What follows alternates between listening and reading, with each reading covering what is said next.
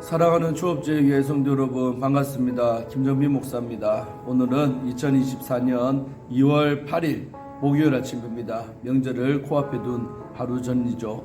오늘도 복된 날 되시고 또 명절을 맞이하는 마음들이 분주할 텐데 정말로 잘 준비하셔서 즐거운 명절 보내시기를 축원합니다. 기도하고 오늘 말씀 묵상 시작합니다.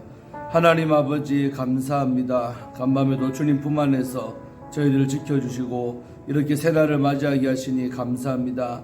오늘 이 한날도 주의 영광 위에 살게 하시고 또 이렇게 명절을 맞이한 전날인데 여러가지 준비하고 또 이동하고 참 바쁜 시간들이지만 이 속에서도 하나님의 뜻을 구하며 분주복잡하지만 그 속에서도 하나님의 뜻을 쫓아 살아가는 우리가 되기를 원합니다. 주여 영적으로 민감하게 하시고 깨어서 보내는 이번 명절이 될 수 있도록 축복하여 주옵소서. 오늘 이 시간 말씀 시간도 성령 하나님께서 주관하시고 인도하여 주실 줄로 믿사옵고 예수님 이름으로 간절히 기도하옵나이다. 아멘. 예, 반갑습니다. 오늘 시간에도 찬송 한 자 먼저 드리고 우리 말씀사 시작하려고 합니다. 찬송할 것은 예수님의 사랑을 또 다시 한번 깊이 명절을 맞이해서 생각하며 예수님께 감사하는 그런 명절이 되시기를 바라는 마음으로 우리 찬송 올려드리겠습니다. 제목은 우리 하나님의 사랑입니다. 찬송 드리겠습니다.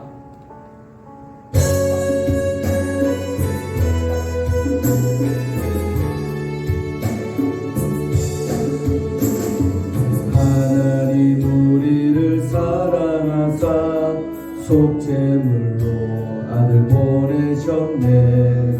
죄인을 부르신 구원의 주 그 사랑 찬양하리. 죄 앞에 연약한 우리 영혼 보혈을 힘입어 주를 보내. 주 안에 더 이상 정죄 없네. 거룩한 옷 입고 주 찬양해. 기뻐해 찬양해. 나무에 달리신 존귀한 어린 양께 주님께 엎드려 경배해. 그 아들 보내신 사랑의 하나님께. 하나님 우리를 사랑하사 속죄물로 아들 보내셨네. 죄인을 부르신 구원의 주 그 사랑 찬양하리. 죄 앞에 연약한 우리 영혼 보혈을 힘입어 주를 보내. 주 안에 더 이상 정죄 없네. 거룩한 옷 입고 주 찬양해. 기뻐해 찬양해. 나무에 달리신 존귀한 어린 양께 주님께 엎드려 경배해. 그 아들 보내신 사랑의 하나님께.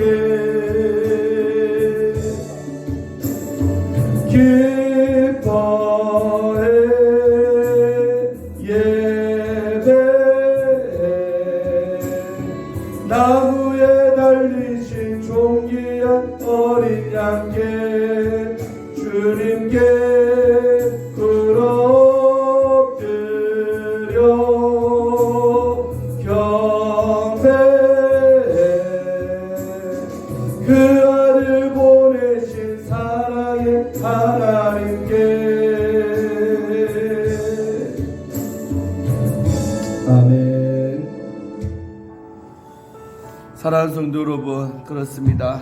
우리를 위해 죄를 위해서 나무에 달리신 우리 주님을 찬송합니다. 그 은혜에 감사하는 이번 명절 잘 보내시기를 축원합니다.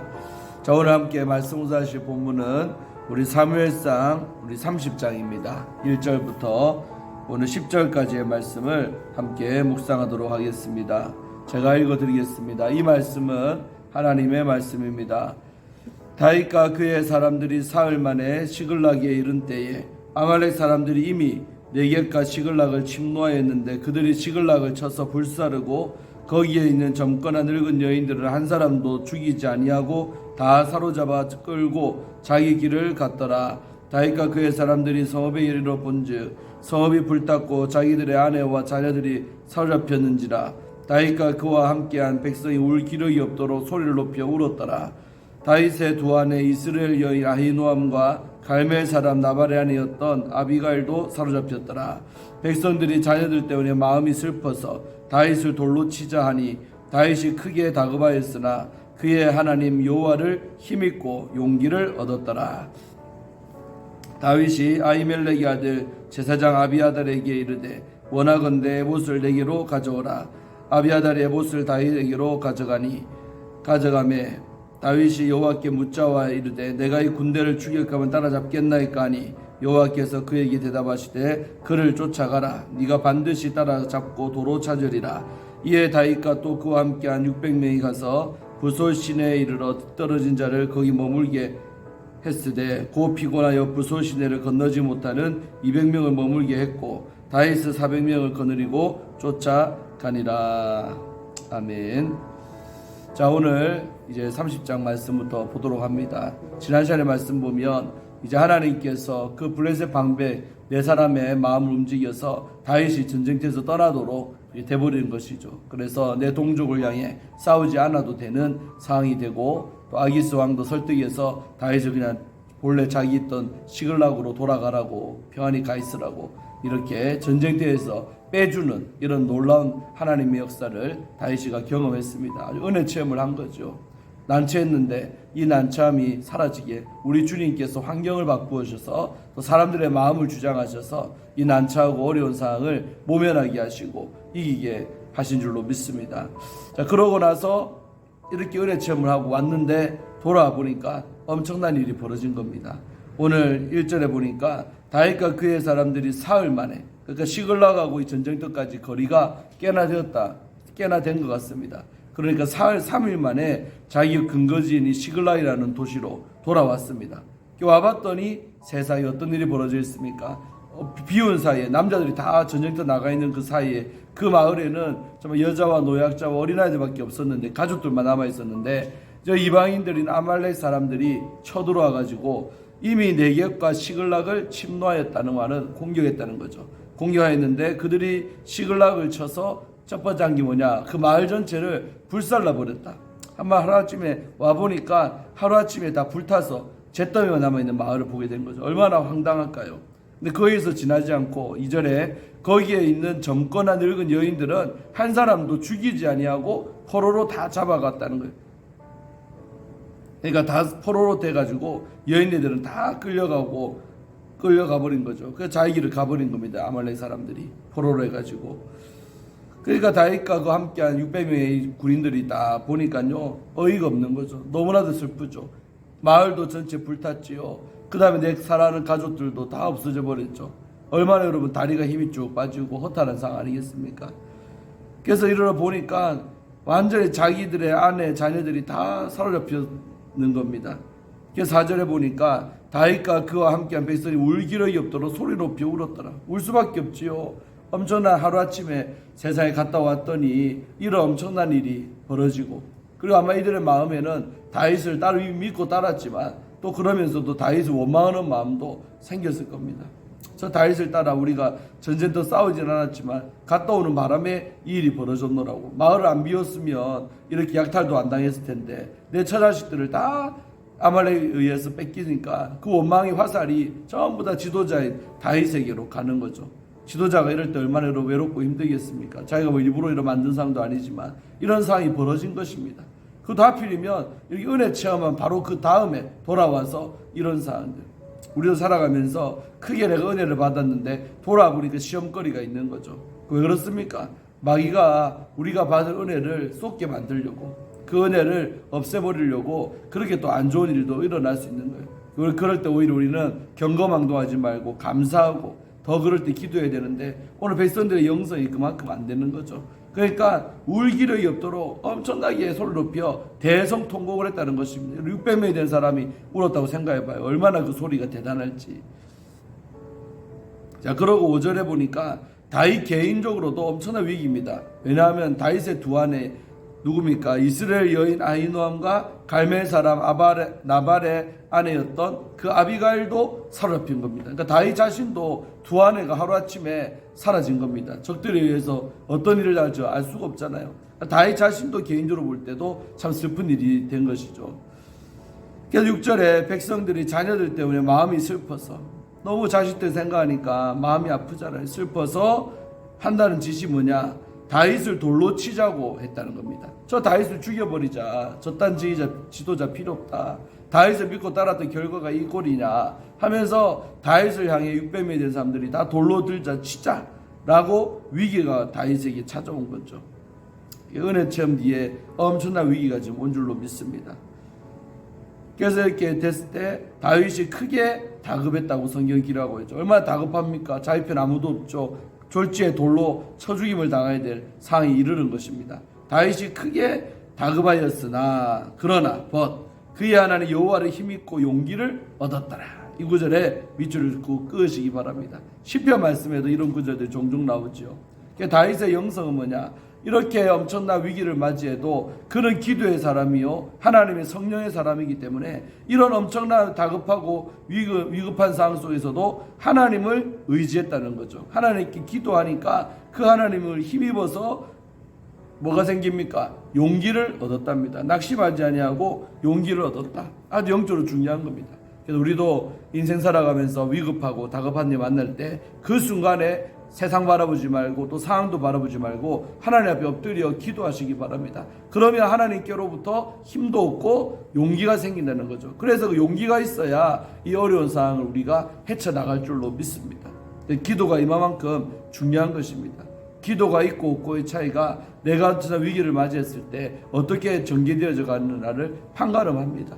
저도 개인적으로 목회의 위기 또 개인적인 어려움들 그렇게 우리가 있을 수가 있는데 정말 그럴 때 정말로 이렇게 그 개인의 어떤 위기 속에서 저 개인의 어떤 위기 속에서 정말 하나님께 더 기도하며 하나님께서 상황도 바꾸어 주시고 또 여러 가지로 이렇게 역사함을 우리는 봅니다.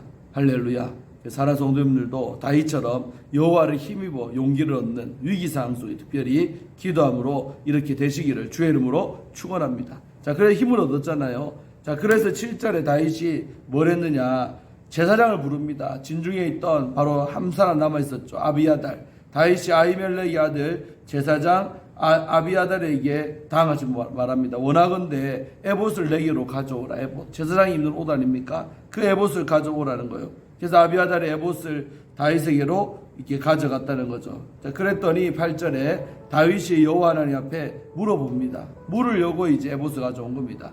그래서 하나님 앞에 묻는 기도를 합니다. 뭐라 묻습니까? 내가 이 군대를 추격하면 아말렉 군대를 내가 따라가면 추격하면 따라잡겠나이까? 라고 물어봤어요. 그러니까 여러분 다윗의 영성이 대단하죠.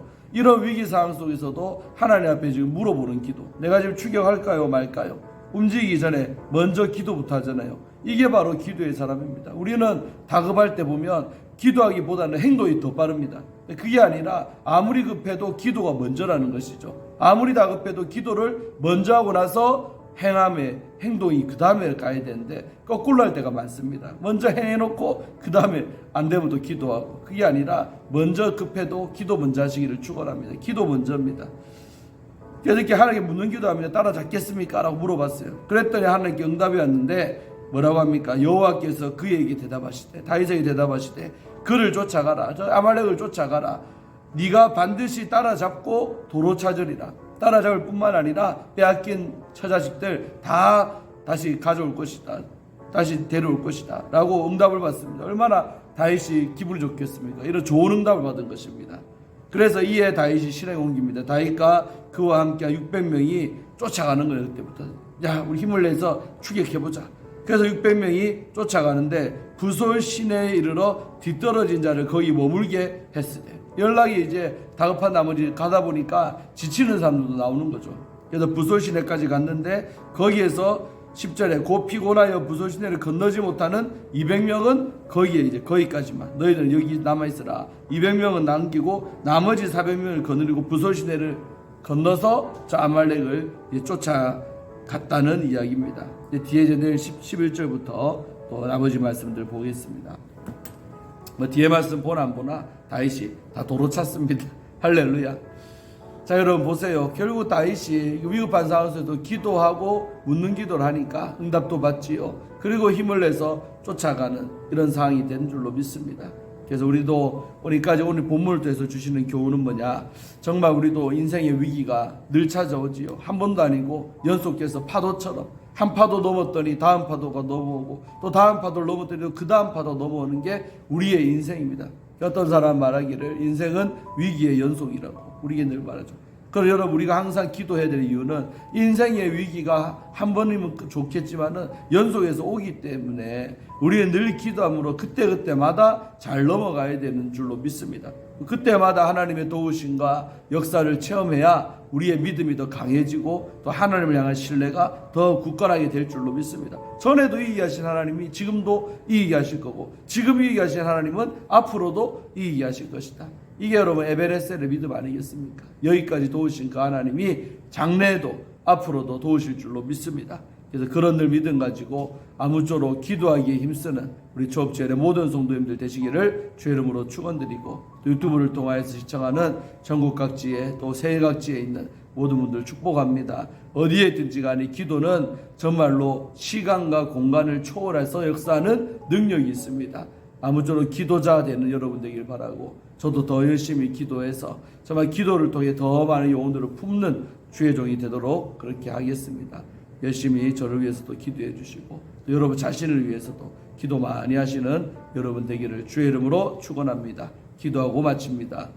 하나님 아버지 감사를 드립니다. 아버지 하나님 오늘 이 하루도 참으로 주의 모든 것을 의탁하며 또 주가 주신 능력과 힘으로 살기를 원합니다. 오늘 다윗이 참으로 엄청난 위기를 맞이했을 때 하나님 앞에 기도하고 의지함으로 여호와를 힘입어 참으로 용기를 얻었듯이 우리 인생들도 하나님 없으면 우리가 어디서 힘을 얻겠습니까? 하나님이 없으면 어디서 우리가 용기를 얻겠습니까? 우리의 힘과 용기의 근원 대신 우리 하나님께 더욱더 붙어있고 연합되어서 정말 하나님께로부터 공급받는 그 힘과 용기로 살아가게 하시고 위기의 순간에 기도 먼저 할 수 있는 정말 우리가 되게 하여 주셔서 기도함으로 모든 어려움을 이겨내고 또 환경을 주관하시는 하나님의 역사를 체험할 줄로 믿습니다. 이번 명절도 여러 어려움들이 있을 수 있습니다. 그럴 때 정말 꼭 기도하게 하셔서 어려움을 잘 넘기게 하시고 이기게 하시고 승리하게 하신 하나님을 찬양합니다.